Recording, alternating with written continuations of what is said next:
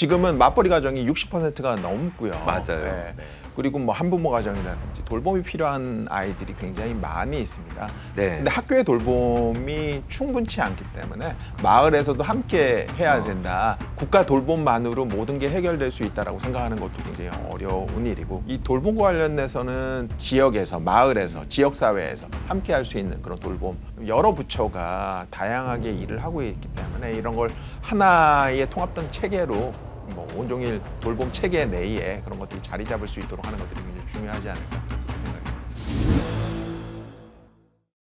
네, 실시간 재난안전정보방송 재난안전 119 안전 토크 시간입니다. 오늘은 아동권리보장원 정익중 원장님 모셨습니다. 안녕하세요. 네, 안녕하십니까. 오랜만에 뵙는 거예요. 예. 초대해 주셔서 감사합니다. 아동권리보장원 뭐 몇 번 나오셨기 때문에 네. 이 프로그램 보시는 시청자분들이 잘 아실 수도 있는데 잘 모르시는 분들을 위해서 아직도 다시 한번 모르시는 분이 많이 있습니다. 2019년에 만들어진 보건복지부 산하의 공공기관입니다. 모든 아동이 행복한 사회를 함께 만들어간다는 미션 아래 굉장히 다양한 일들을 하고 있습니다. 위기임산부 지원에서부터 임신 출산에서부터 오늘 얘기를 나눌 자립지원까지 네. 뭐 아동과 관련된 거의 모든 일들을 함께 하고 있다 해도 과언이 아니고요. 이제 들어보셨을 만한 사업들은 뭐 보호출산제라든지 입양, 가정위탁, 뭐 실종 예방, 아동학대 예방, 뭐 이런 드림스타트, 지역아동센터, 이런 그 자립 준비 청년과 관련된 그런 다양한 사업들을 저희가 총 8개 민간기관이 합쳐져서 만들어진 중앙기관이고요. 네. 그래서 한 9개의 사업들을 주요하게 이제 하고 있습니다. 그래서 되게 복잡하기 때문에 네. 우리 시대의 그 방정환 선생님이 역할하는 공공기관이다. 이렇게 우리 시대의 방정환 선생님 같은 역할을 하는 기관이다. 쉽게 말해서. 예, 그렇습니다. 알겠습니다. 여기서 아동은 뭐예요? 그럼? 예. 그 아동복지법과 유엔 아동권리협약에 아동은 18세 미만이라고 되어 있습니다. 18세 미만. 예. 그래서 뭐 중고생 같은 경우도 아동인데 그분들한테 아동이다 이렇게 하면 싫어하시겠죠. 네. 그래서 그때는 뭐 청소년이면서 아동인 그런 시기가 있습니다. 아, 알겠습니다. 그러면은 오늘 토크하면서요. 네네네. 좀 더 이제 아동권리보장원이 무엇인지 시청자분들이 이해를 했으면 좋을 것 같습니다. 네. 자, 먼저 보면요. 네. 최근에 참 안타까운 일이 부모가 집을 비운 사이에 네. 아동들이 집에 있다가 네. 사고를 당하는 경우가 많아요. 네. 저희가 뉴스 영상 하나 만들어 봤는데요. 네. 보시겠습니다. 네. 아파트 발코니에서 검은 연기와 함께 시뻘건 불길이 뿜어져 나옵니다. 어젯밤 11시쯤 부산 기장군의 한 아파트에서 불이 났습니다. 계단에 발로 딱 디디니까네 펑 하더라고요. 그래서 그 일로 막 연기가 저리 베란다에 불꽃이 막 막 나오는데 불이 나자 주민 100여 명이 대피했지만 불이 난 집안에 있던 어린 자매는 목숨을 잃었습니다.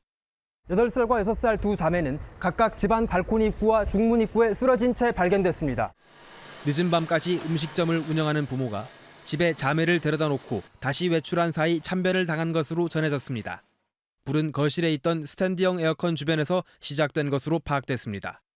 합동 감식을 진행한 경찰은 에어컨이 연결된 멀티탭 콘센트 쪽에 전선이 끊어진 흔적이 있다고 말했습니다. 화재 확산을 막을 스프링클러는 설치돼 있지 않았습니다. 현 아파트는 그 2003년 건축 허가를 받을 당시 법령상으로 스프링클러 설치 대상 대외 대상입니다. 부산에선 지난달 24일에도 부모가 새벽일을 나간 사이 초등생 자매가 화재로 숨진 데 이어 비슷한 비극이 또다시 일어나 안타까움을 더하고 있습니다. 부산시는 스프링클러 미설치 아파트를 전수조사하고 야간 돌봄 공백 대책도 마련하기로 했습니다. KBS 뉴스 전형섭입니다. 무엇보다 숨진 어린 아이들이 참 안타깝고요. 삼가 고인의 명복을 빌고 최근에 보면 이제 맞벌이 부부가 많지 않습니까? 네. 이러다 보면은 아이들만 집에 있는 경우가 진짜 많아요. 네. 이 사건 어떻게 보십니까? 뭐 가장 안전해야 할 가정이 집이 뭐 가장 아이들에게 위험한 공간이 되었다라는 점에서 너무 맞아요. 안타깝고요. 이게 너무 어린 아이들의 경우에는 혼자 두는 것들이 굉장히 위험할 수 있다 이런 생각을 해야지 될 거라는 생각이 듭니다. 근데 이제 이 사건이 발생했던 시간이 네. 심야 시간대이고 새벽 시간대인데 네. 그때까지 돌봄을 어떻게 제공할지에 관련된 저희가 고민이 있어야 되지 않을까 이렇게 생각이 되는데 이게 돌봄 시간을 늘린다고 해서 해결될 문제인가? 한번 저희가 고민해 볼 필요가 있지 않을까 이런 생각이 들고요. 만약에 뭐 시설에서 돌봄 시간을 연장해서 아이들을 돌본다고 했을 때 아이들이 행복할까? 이런 부분들도 생각해야 되기 때문에 이거는 노동 정책과 함께 가야 되지 않을까. 적어도 아이를 기르는 가정이라면 한 명 정도는 심야나 새벽 시간대는 함께 있을 수 있는 그런 환경을 만드는 게 너무너무 중요하지 않을까. 아니요, 이런 말씀은 생각- 네. 말씀은 맞는 얘기인데 네네. 우리 얘기한 것처럼 밤에 무슨 또 일하러 가는 경우도 있고 맞습니다. 네네. 엄마 아빠가 다 있으면 좋은데 네네. 어떤 가정에 보면은 또 한부모 가정이 한부모 가족도 네네, 있잖아요. 네네. 근데 이제 그 아이가 돌봄만 받기 위해서 시설에서 지낸다. 그렇다고 해서 시설로 가는 건 아니다 이거죠. 예. 저는 그거는 바람직한 방안이 아닐 거라는 생각이 들고 주변에서 조금 그 안전한 이웃이라든지 안전한 뭐 친인척이라든지 네. 이런 것들까지도 함께 고려. 그러니까 그런 어떻게 보면 그런 돌봄과 그리고 국가의 돌봄이 합쳐질 때 그러니까 부모의 책임으로만 남겨놨기 때문에 문제라고 생각이 들고요. 맞아요. 국가의 돌봄만으로 모든 게 해결될 수 있다라고 생각하는 것도 문제가 될 있죠. 수 있고 그래서 민간에서도 함께 할 수 있는 그런 구조를 만드는 것들이 굉장히 중요할 수 있겠다 이런 생각을 해봅니다. 그런 의미에서 최근에 보면은 마을 돌봄 사업 네네. 이런 얘기를 많이 해요. 네네네. 이게 어떤 사업입니까? 아동권리보장원에서 지금 하고 있는 게 이제 마을 돌봄 사업인데요. 맞벌이 가정이라든지 뭐 지금은 맞벌이 가정이 60%가 넘고요. 맞아요. 네. 네. 그리고 뭐 한부모 가정이라든지 돌봄이 필요한 아이들이 굉장히 많이 있습니다. 그런 아이들이 학교에서 네. 돌봄을 받는 경우들도 있거든요. 네. 근데 학교의 돌봄이 충분치 않기 때문에 마을에서도 함께 해야 된다. 그 마을 돌봄의 대표적인 센터들이 지역아동센터, 다 함께 돌봄센터가 있습니다.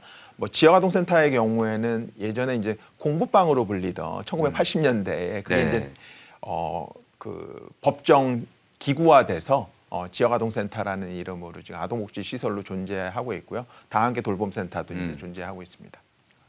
이게 보면은 제가 전에 이제 아동은 아니고요. 네네. 그 나이 드신 어른들을 위해서도 돌봄도 비슷한 것 같아요. 맞습니다. 말씀 들어보면 예. 아동만이 아니고 네네. 어르신들도 근데 거기도 보면은 결국 커뮤니티 맞습니다. 센터, 네네. 커뮤니티 케어 네네네. 뭐 이런 얘기를 많이 하는데 네네네. 그 비슷한 거죠. 뭐 돌봄이 필요한 게 아동도 있지만 뭐 장애인도 있고 노인도 있기 때문에 그래서 이제 요즘에 나오는 건 통합 돌봄이라는 이름으로 이제 나오기도 하고요.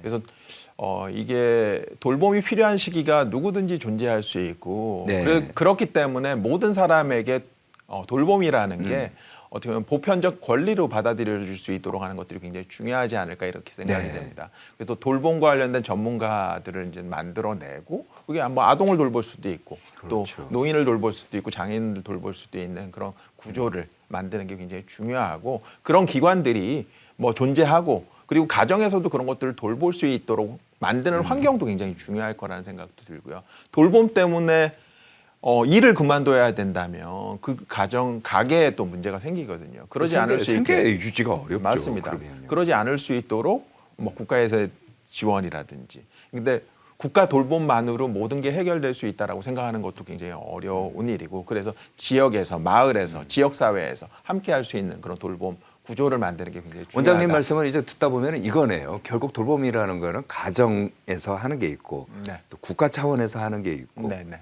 또 지역에서 하는 게 있고 네네 이렇게 맞습니다. 이제 세 가지 네네네. 같이 봐야 된다 이런 그리고 말씀이에요. 학교의 돌봄도 있고요. 학교 돌봄이. 네네. 그러면요 지역 아동센터 그리고 다 함께 돌봄센터 요 두 가지를 많이 얘기하는데 네네네. 전국적으로 이게 어떻게 운영되고 있습니까? 지금 이게 지역 아동 그러니까 그걸 전체를 이제 통틀어서 마을 돌봄이라고 돌봄이요. 하는데 지금 한 5,400개 시설이 있고요. 그중 이제 14만 명이 지금 돌봄을 받고 있는데 지역아동센터는 말씀드렸던 것처럼 1980년대에 공호방으로 시작해서 지금도 이제 취약계층 아동과 일반 아동을 모두 포괄하는 이런 구조로 진행이 네. 되고 있고요.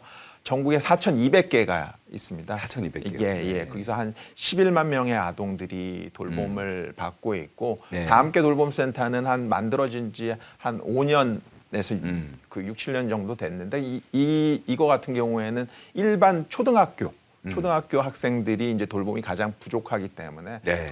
초등학생들을 돌봄하기 위해서 만들어졌고 전국에 한 1,200개 정도가 있고요. 한 3만 네. 명의 아이들이 이제 돌봄을 받고 있습니다. 근데 이제 이 아이들이 초등학교 저학년일 때 이제 많이 돌봄이 필요한데 요게 그 마을 돌봄만으로는 또 부족할 수 있고 학교에서 적정하게 돌봄이 되고 학교 돌봄과 마을 돌봄이 이렇게 좀 합쳐져서 네. 연합해서 협력해서 이제 아. 지원을 하면 네. 훨씬 더 효과적이지 않을까 이렇게 생각이 듭니다. 근데 이제 학교 돌봄은 교육부가 중심으로 되어 있고 그러네요. 예, 마을 돌봄은 복지부가 중심이 되어 있기 때문에 부처 간의 협력, 네. 연계 이런 것도 굉장히 중요하지 않을까 이렇게 생각이 듭니다. 잘 돼요? 어때요? 부처 간의 장벽이 높다고 하던데. 네, 뭐 공공기관장으로 이제 얘기를 한다면 이제 잘 하려고 노력을 하고 있지만 아직까지는 좀 부족한 편입니다. 그래서 더 많은 노력이 필요하지 않을까 이렇게 생각이 됩니다. 알겠습니다. 자, 오늘은 어쨌든 간에 마을 돌봄 네네. 요 사업에 대해서 저희가 좀 집중적으로 지금 네네, 알아보고 네네, 있고요. 네네. 여기 보면은 또 드림 스타트 사업이라는 게 한 네네. 축이라고 해요. 네네네. 프로그램 보시는 시청자분들이 잘 모르실 것 같은데 그렇습니다. 어떤 거예요? 그러니까 드림 스타트 뭐 이름 영어기 때문에 스타트라고 하면 공평한 출발 기회를 이제 주기 위해서 13세 미만 그러니까 만 12세까지 아동을 취약계층 아동을 대상으로 뭐 발굴도 하고 발굴해서 아주 적정한 종합적인 서비스를 제공하는 그런 서비스가 되겠습니다. 지금 이제 화면에 보면은 아동 통합 서비스 지원 네네네. 스타트에서 이제 컴퓨터 그래픽으로 이제 설명을 하는데 저거 보시면서 설명 한번 자세히 좀 해주시죠. 저런 그 드림 스타트는 그냥 단순하게 복지 지원이 아니고요. 뭐 네. 교육이라든지. 그러니까 지금 미래와 꿈이라고 얘기했을 때 교육 지원도 있고요. 문화생활 지원도 있고 그리고 다양한 뭐 교육 지원, 뭐 그 복지 지원 그리고 어떨 때는 건강 지원까지 이제 하는 그런 것들을 의미하고요. 그게 그냥 단순하게 지금 서포터라스라고 되어 있는데 네. 이거는 뭐 그게 부모만이 아니라 마을도 함께 하는 그런 곳이다 이렇게 얘기할 수 있을 것 같습니다. 그러면 이제 색깔별로 오렌지색이 있고 옐로색이 있고 그린색이 있는데 네네네. 이 색깔별로 이제 좀 차등을 주는 거예요. 아니, 그러니까 색깔별로 차이는 없고요. 아. 아이들에게 맞춤형으로 서비스를 제공한다라는 맞춤형으로. 게 어떤 아이들은 건강 지원만 필요할 수도 있거든요. 그렇죠. 어떤 아이들은 종합 지원이 필요할 수도 있고, 어떤 아이들은 교육 지원만 필요할 수도 있고, 그래서 아이들에게 맞춤형으로 서비스를 제공한다 이런 거고요. 이게 중요한 이유는 네. 전국의 시군구 229개의 시군구에 다 있습니다. 그래서 혹시 뭔가 지원이 필요하다라고 얘기했을 때는 그냥 시군구에 전화하셔서 드림스타트 연결해달라. 만 13세 미만의 아이들을 가지신 경우에 그렇게 해보셔도 좋을 거라는 생각이 듭니다. 지금 이제 굉장히 중요한 말씀을 네네. 하신 건데 네. 프로그램 보시는 지금 시청자 가운데 아동이 있어요. 그 시, 군, 구에다가 이렇게 연락을 하면 된다 이거죠? 네, 그렇죠. 예, 시군구에 있는 센터입니다. 드림스타트 센터가 있기 때문에 거기에 전화하셔서 돌봄이 필요한 것 같다. 라든지 뭐 교육이 필요한 것 같다든지 나 지원을 받을 수 있겠냐든지 이런 것들을 좀 얘기를 해주시면 이 자격 기준에 맞춰서 좀 네. 지원을 하는 그런 게 되겠고요.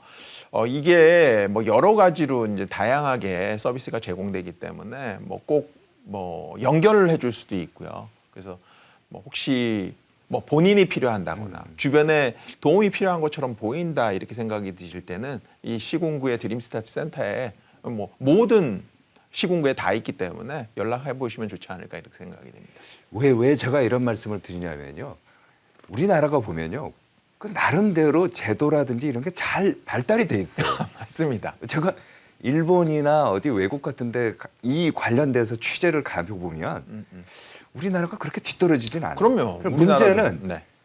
우리 시청자분이 잘 모르시는 거예요. 맞습니다. 어떻게 활용할지. 네. 이게 뭐 그 김대영 앵커님이 직접 하신 것처럼 우리나라가 그 세계에서 좋다라는 정책들은 거의 다 들어와 있다고 해도 과언이 아닌데 이게 특히 취약계층인 경우에는 그냥 단순하게 취약이 아니라 경제적으로만 취약한 게 아니라 정보 취약계층인 경우가 많습니다. 맞아요. 정보 취약. 정보가 너무 없기 때문에 그래서 아까 전에 말씀드린 본인이 필요하다고 얘기했을 때 또 뭐 전화하셔라고 말씀드렸지만 주변에 필요한 것 같다라고 생각이 드시면 대신 좀 전화를 좀 해주시면 좋을 거라는 생각이 듭니다. 그래서 뭐 오늘 제가 나온 이유도 많은 분들께서 아실 수 있도록 지역아동센터, 다함께 돌봄센터, 드림센터라는 거를 모르는 분들도 굉장히 많으실 거라는 생각이 맞아요. 들거든요. 그런 분들에게 이제 널리 알릴 수 있도록 하는 그런 기회라고 생각되고 뭐 보신 분들은 하여튼간 뭐 본인은 물론이고 주변에 도움이 필요하신 분들이 있으면 특히 그 모든 시군구에 네. 지역아동센터도 있고 다함께 돌봄센터도 있고 드림센터도 있습니다. 그렇기 때문에 필요하신 도움을 요청해 보시는 게 좋지 않을까 이렇게 생각이 듭니다. 자, 그러면은 마을 돌봄 사업을 위해서 네네. 지금 보면은 아동권리보장원이 중점적으로 하고 있는 거 아니면은 네네네. 사업이라고 할까요? 네네. 올해 뭐 추진하는 사업 이런 게 있습니까? 이게 전국에 퍼져 있는 기관이기 때문에 그분들이 그래도 뭐 균질적으로 서비스가 제공될 수 있도록 하기 위해서 저희가 평가를 하고 있습니다. 그래서 평가 점수가 낮은 곳들은 컨설팅을 제공해서 네. 균질한 서비스를 제공할 수 있도록 하는 것들을 이제 하고 있고요. 네. 매년 현황 조사, 만족도 조사를 통해서 뭐 필요한 부분, 그러니까 저희가 중앙 기관이기 때문에 이 서비스가 잘 될 수 있도록 평가도 하고 뭐 실무자를 교육한다든지 이런 역할들을 이제 주로 하고 있다라고 생각하시면 될 것 같습니다. 아동권리보장원은 지금 말씀 들어보면은 우리나라에 서울에만 있는 거예요? 네. 뭐 안타깝게도 시도지부 이런 건 없어요. 그러니까 시도에 아동권리보장원이 만들어졌으면 좋겠다라는 생각을 하고 있고요. 근데 이제 시도에도 지원하는 조직은 있긴 합니다. 예를 들어서 지역아동센터와 관련해서는 뭐 시도에 네. 지역아동센터 지원단이라는 곳들이 있기 때문에 그런 곳들을 통해서 지원을 하기도 합니다. 근데 아동권리보장원은 중앙기관이기 때문에 중앙적인 차원에서 평가도 하고 지금 얘기했던 실무자의 역량 강화 교육을 제공한다든지 매뉴얼을 만든다든지 매뉴얼을 교육한다든지 이런 일들을 하고 있습니다. 알겠습니다. 그러면은 마을 돌봄 사업의 기반 확대, 또 네네. 돌봄의 질 강화를 네네. 위해서는 뭐가 필요할까요? 그러니까 이 돌봄의 종사자는요. 어떻게 보면 아이들 입장에서는 뭐 선생님 그리고 그렇죠. 부모님 같은 역할이거든요. 근데 많이 바뀌면 그러면 안 좋죠. 뭐 부모가 자주 바뀌면 안 되잖아요. 그런 거나 마찬가지로 네. 돌봄 종사자가 자주 바뀌지 않도록. 근데 안타깝게도 이 뭐 처우가 그렇게 좋지 못하다 네. 보니까 네. 이분들이 뭐 자주 이직을 하거나 소진을 당하거나 맞아요. 이렇게 하고 있기 때문에 그러지 않을 수 있도록 철저하게 교육하고 소진 예방을 위한 뭐 서비스를 제공한다든지 그리고 지역별로도 처우가 굉장히 다양합니다. 그래서 좀 일관된 처우가 진행될 수 있도록 하는 것들이 굉장히 중요할 것 같고요. 종사자들에 대한 처우 개선. 네. 그런 것들이 굉장히 중요하고 이게 뭐 돌봄이라는 게 너무너무 중요하기 때문에 돌봄에 대한 국가적인 계획 네. 뭐 다행히 이재명 정부에서 뭐 온종일 돌봄과 관련된 체계를 갖추겠다라고 하셨기 때문에 그런 것들이 좀 더 체계화되고 촘촘해질 수 있기를 기원합니다. 이 돌봄 관련돼 갖고 이제 제가 좀 궁금한 게요. 네네. 일본 이웃나라 일본 네네네네. 같은 경우에 보니까 이런 게 있더라고요. 예를 들어 맞벌이 부부만이 아니라 전업주부도 네네. 급할 때 애를 맡길 필요가 있잖아요. 그럼요. 예. 그렇지 않습니까? 예. 그럴 때 1시간에 1,000엔, 우리 돈으로 하면 한 10,000원 정도만 주면은 네네. 가까운 데다가 1시간 동안 애를 맡기고 네네. 본인이 이제 급한 일을 또 네, 보고 네, 다시 네, 집에 돌아오고 네, 네. 이런 게 되는데 네, 네. 우리나라는 어때요? 이런 게 있나요? 우리나라도 긴급 돌봄이라고 해서 뭐 할 수 있는데 그것 말씀대로 뭐 그 잘 알려지지 않았고 그런데 그 특히 이제 어린 연령대는 유치원 어린이집에 긴급 돌봄을 하는 곳들이 있고요. 그리고 지금 얘기했던 뭐 초등학생 나이 정도 때는 다함께 돌봄센터나 지역아동센터에 긴급 돌봄을 하는 곳은 있습니다. 근데 이제 그게 원래 정원이 가득 차 있기 때문에 아. 긴급 돌봄의 여유가 네. 그렇게 크지는 않아서 그래서 뭐 쉽게 구하기는 어려우실 수도 있고 그리고 저희가 직접 관리하는 건 아니지만 아이 돌봄이라는 여성가족부 서비스가 있는데 그런 것들을 통해서도 지금 진행이 되고 있습니다. 그래서 이 돌봄과 관련해서는 다양하게 여러 부처가 다양하게 일을 하고 있기 때문에 이런 걸 하나의 통합된 체계로 구축해서 진행하는 것들이 이제 이후에는 뭐 온종일 돌봄 체계 내에 그런 것들이 자리 잡을 수 있도록 하는 것들이 굉장히 중요하지 않을까 이렇게 생각이 됩니다. 알겠습니다. 전적으로 동감하고요. 네. 좀 전에 이제 말씀하신 거 보면은 아동 관련해서 얘기를 할 때 저희가 이제 어린애들만 아동으로 생각했는데 네네. 이거 보면은 자립준비 청년 네네. 여기도 이제 아동인 것 같아요. 그러니까 이분들은 아동은 아니지만 뭔가 지원이 필요한. 그러니까 저희가 이제 얘기를 할 때 가정에서 잘 성장할 수 있도록 지원하는 게 이런 돌봄이거든요. 그러니까 아이가 가정에서 잘 성장하고 안전하게 뭐 클 수 있도록 이제 하는 서비스가 이런 돌봄인데 끝내 가정에서 돌볼 수 없는 아이들이 존재합니다. 네. 그런 아이들을 위한 게 뭐 입양이든지 가정 위탁이든지 뭐 아동 양육 시설이든지 그룹홈이든지 이런 게 있습니다. 근데 이제 이런 그 가정 위탁과 양육 시설이나 그룹홈에서 성장한 아이들의 경우에는 뭐 부모가 있긴 하지만 거의 부모 역할을 할 수 없거나 부모가 없는 분들이거든요. 그런 분들에게 만 18세가 넘었으니까 너 나름대로 자립해라. 이렇게 얘기한다라는 게 너무 뭐 말도 안 되고요. 불가능한 걸 강요하는 거기 때문에 지금은 어떻게 하고 있냐면 그분들을 자립준비 청년이라고 해서 네. 뭐 24세까지 그 이상까지 지원할 수 있도록 하는 것들을 자립준비 청년이라고 하고 있습니다. 그러니까 보호 대상 아동이었던 아이들이 네. 만 18세가 넘어서 자립을 하게 될 때 지원하는 그런 서비스를 얘기하고 그런 대상들을 자립준비 청년이라고 하고 있습니다.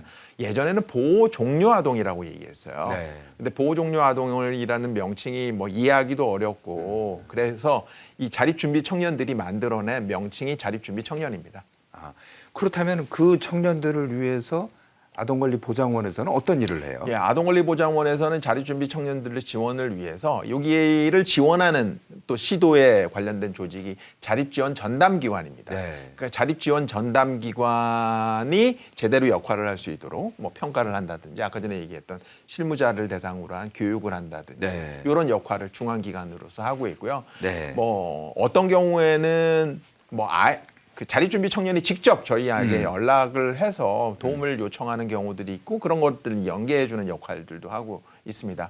예전에는 자립준비 18세에 자립을 한다라고 생각을 했을 때 제일 부족한 게 생활비였습니다. 그러니까요. 생활비 예. 아니면 주거 이런 예. 것들이 문제였는데 그게 이제 보건복지부와 이제 아동권리보장원이 이제 노력을 해서 그 자립준비 청년에게는 매월 50만 원씩 5년 동안 자립준비 수당을 이제 그래요? 예. 네.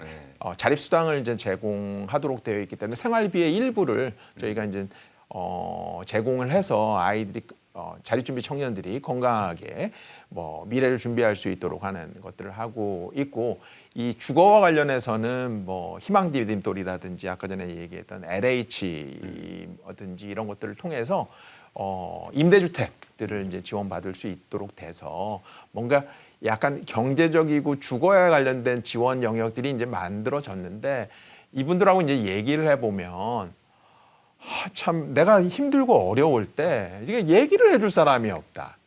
그래요. 그런 게 또 성인들이 네. 그러니까 그런 심리 정서적 지원이나 음. 부모 역할을 하는 멘토의 지원들이 네. 굉장히 부족하다. 이런 것들을 이제 만들어낼 수 있도록. 근데 이런 부분들은 그냥 정책으로 만들 수 있는 부분들이 아니거든요. 부모님들이 어떻게 보면은 그러니까 그 국민들께서 네. 품을 내어 주셔야 하는 일이기 때문에 이런 것들이 이제 멘토 역할을 이제 잘할 수 있도록 저희가 뭐 멘토 교육 같은 것들이 이제 잘 진행될 수 있도록 뭐 안내를 한다든지 이런 것들을 하고 있습니다. 지금 이제 화면에 보이는 거 보면은 여러 가지 홈페이지 같은 게 있는 것 같아요. 예. 저기 자립정보온이라는 네. 게 있고요. 그래서 네. 혹시 자립준비 청년들 중에서 뭐 네. 아마 자립준비 청년들은 다 알고 계실 거예요. 네.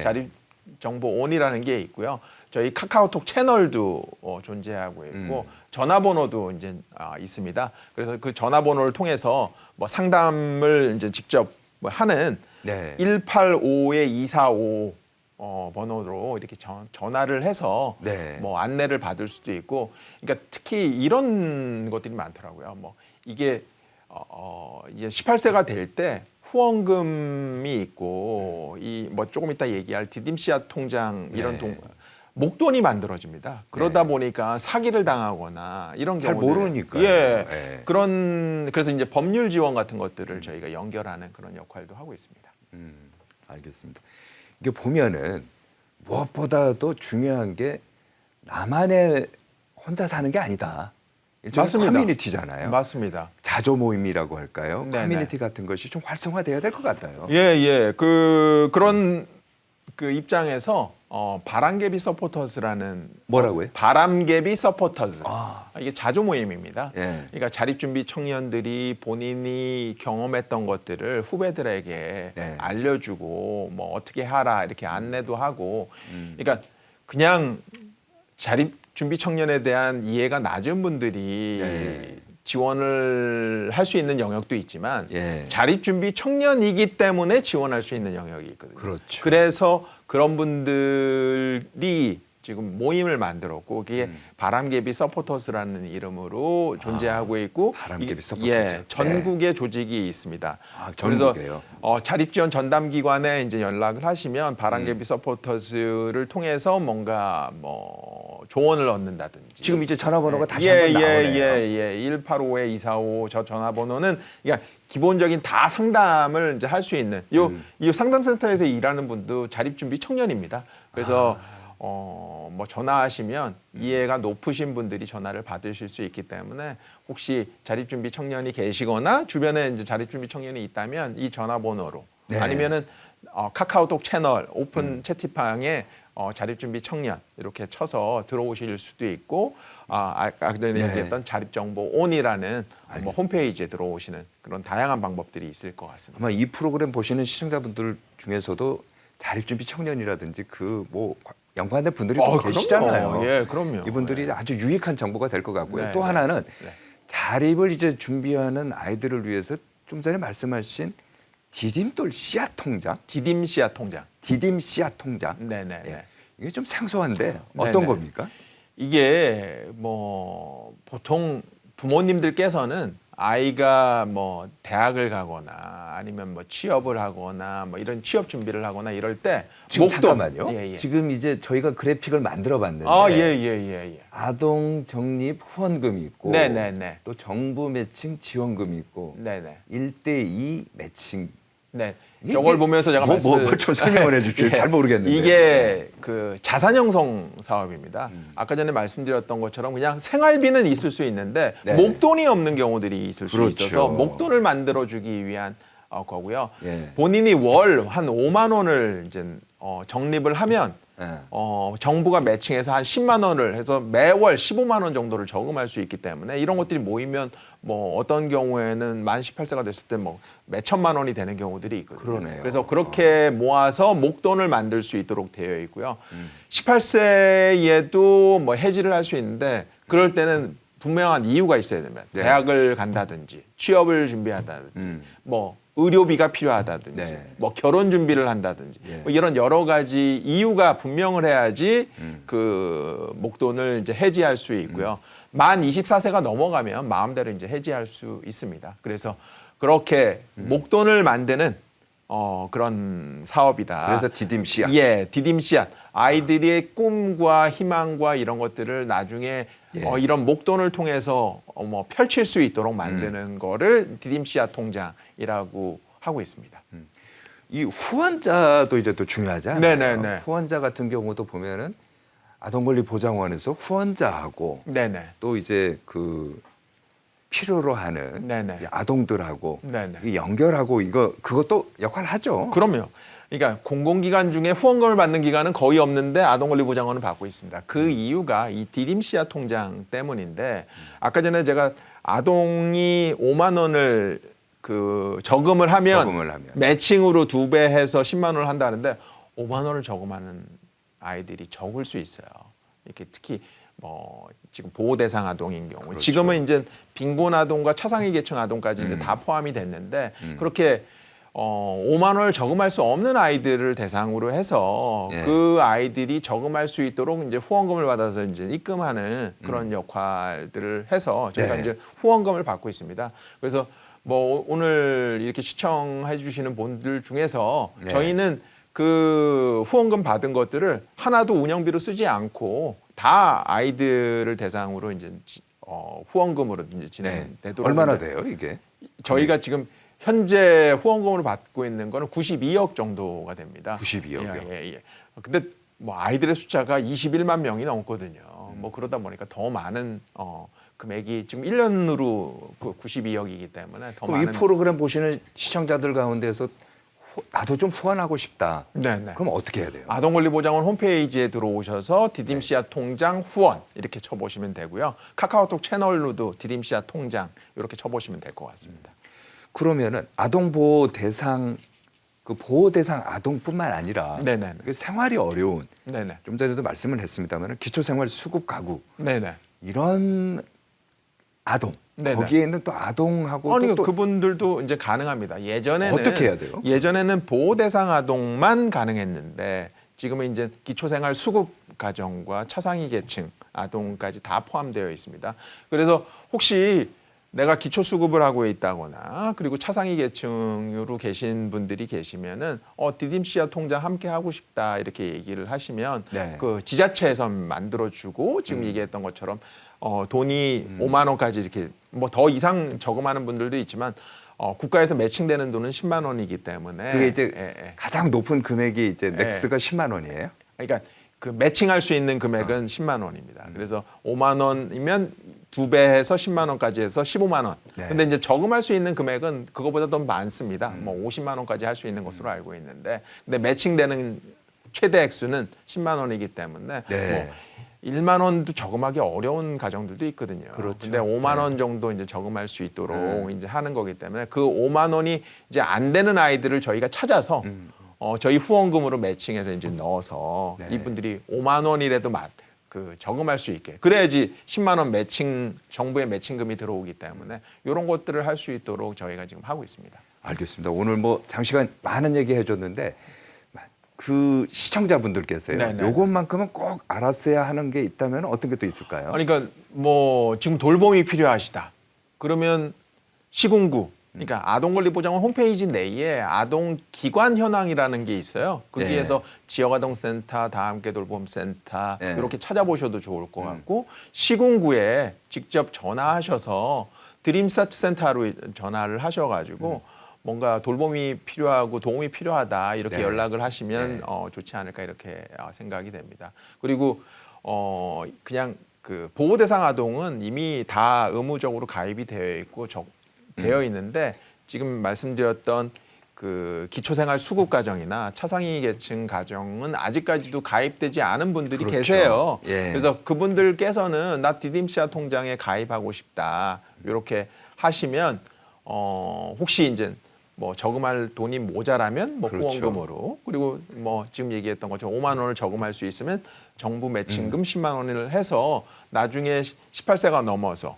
목돈을 그 아이들이 미래를 위해서 준비할 수 있다 이런 네. 거 뭐 훨씬 더 이율도 높고 어떻게 보면은 10만 원씩 계속 매칭이 되기 매칭되니까요. 때문에 엄청난 혜택이거든요. 그런 혜택을 충분히 누려보셔라 이렇게 알겠습니다. 얘기하고 싶습니다. 자, 마지막입니다. 이제 네네네. 이거 들어보셨는지 모르지만 저희가 30초 안전 챌린지라는 걸 내요. 네네네. 그 30초 동안에 넘어가면 안 됩니까? 30초입니다. 네네네. 시계가 이렇게 울려요. 예. 네.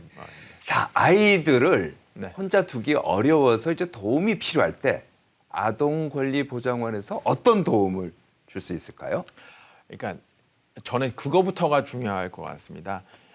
심야나 새벽 시간대라고 하더라도 아동을 혼자 두는 것은 굉장히 위험할 수 있다. 이렇게 꼭 생각을 해주시고 이게 방임이 될 수 있기 때문에 꼭 뭔가 돌봄과 관련된 준비를 해주셨으면 좋겠고 그런 의미에서는 뭐 일과 시간이라면 지역아동센터나 다함께 돌봄센터, 긴급 돌봄 이런 것들을 충분히 활용하셔서 하시되 심야와 이런 새벽 시간대에는 다른 준비, 뭐 주변의 이웃이라든지 이런 것들도 함께 생각했으면 좋겠다 이렇게 말씀을 드리겠습니다. 알겠습니다.